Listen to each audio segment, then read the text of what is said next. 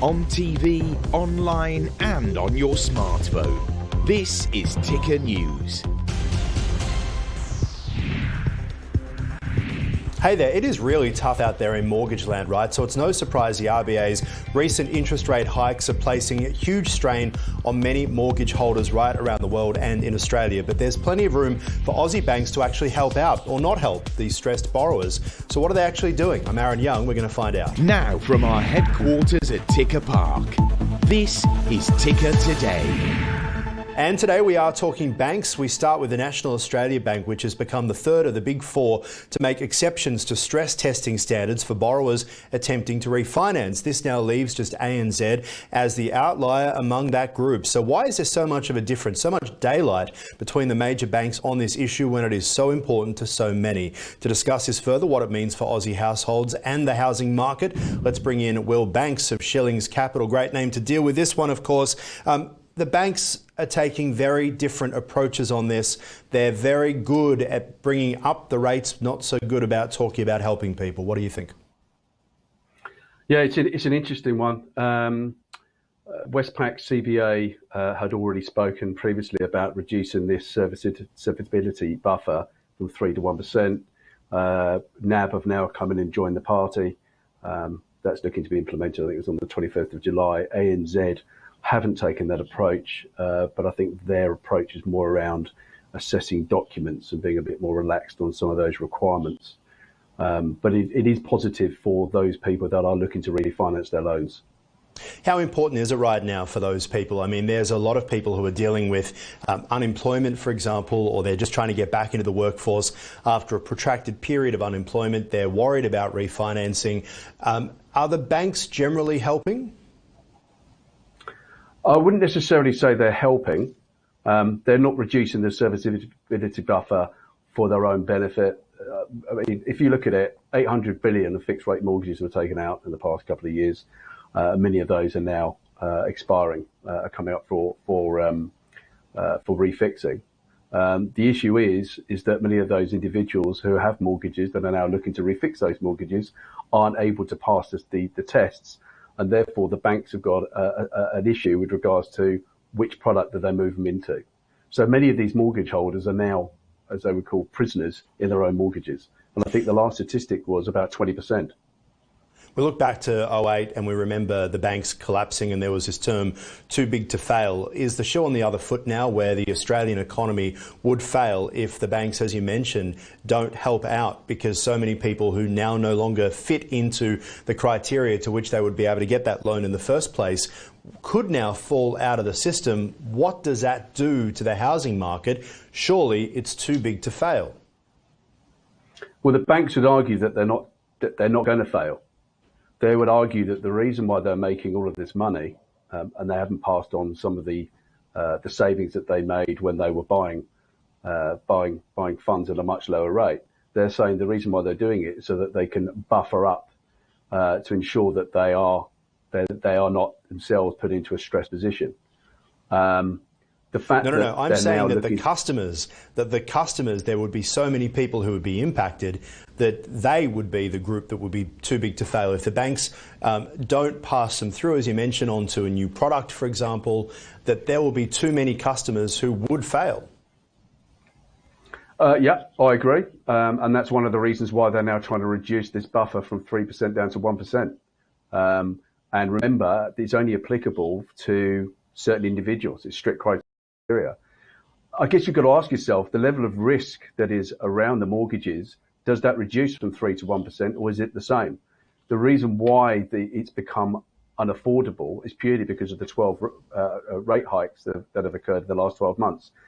But it's a very stressful situation. And I mean, if you look at some of the examples, somebody with a $500,000 loan is going to cost them an extra $1,000 a month. A $750,000 loan is going to cost them $1,500 a month. I mean, from a pre-tax, what would they have to earn? That's $25,000 a household would need to bring in because of these increasing rates. So it is putting households into a huge amount of stress, huge amount.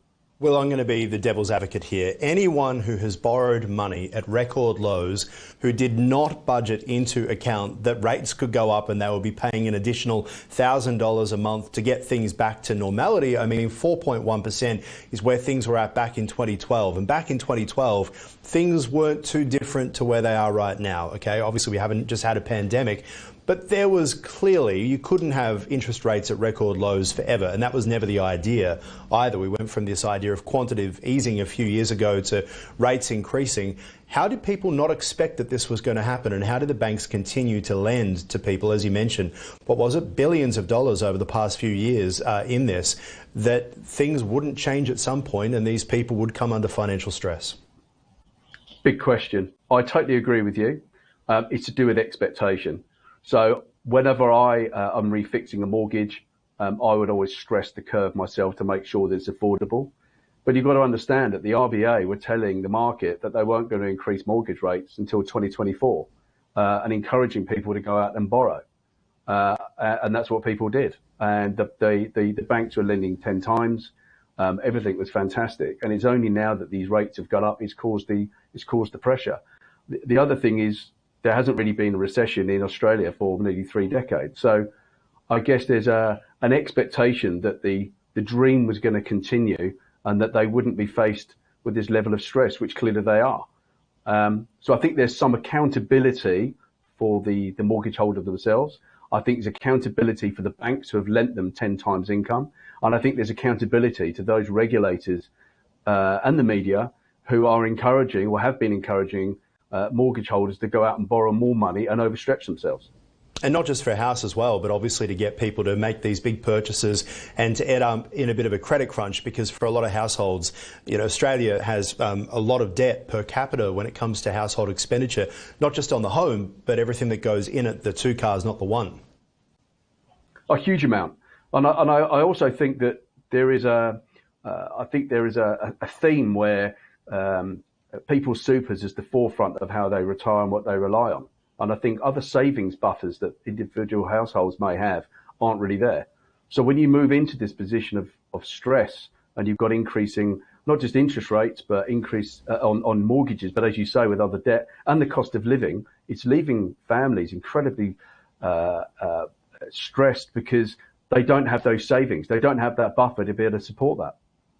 Now, whenever we see the banks making changes to the rules, so the buffer down from 3 to 1%, we have to worry, right? And APRA, the regulators, essentially warn the banks to remind them that that buffer is in place because they need to maintain financial stability. We all saw what happened during the GFC when banks essentially do whatever they can to try and get the clients to pay. Eventually, it hits a wall somewhere, someone cops it, and the flow-on effects turn into a chain reaction. We ended up with the GFC. How concerned should we be when it comes to these buffers, or is 3 to 1% really not worth talking about? Remember, the 3 to 1% is a buffer. It's a serviceability buffer. It's a buffer that is to essentially protect the bank and also protect the borrower to ensure that they can afford it. The other thing is that the 3 to 1%, that's not across the board. There's strict criteria in the sense that there has to be a certain threshold of loan to value. There has to be a period of how long the loan has been in place. And you're absolutely right. APRA are watching it. They will be watching it incredibly closely. And, they have put the banks on notice to say, if you try and relax those rules and push as many people into that 1% buffer, then expect for some kind of supervision to take place. And there are 1.4 million Australians who are struggling, according to Roy Morgan, another 600,000 over the past year. We're still expecting there could be more rate rises. I agree. Which will inflation hasn't cut. Sorry, go on. Which will have a huge impact, no doubt, on their ability, which is exactly what we're going to be talking about after this. We are speaking with Will Banks here from Schelling's Capital. When we come back, the amount of mortgage stress and what can be done. I'm Aaron Young. Do stay with us.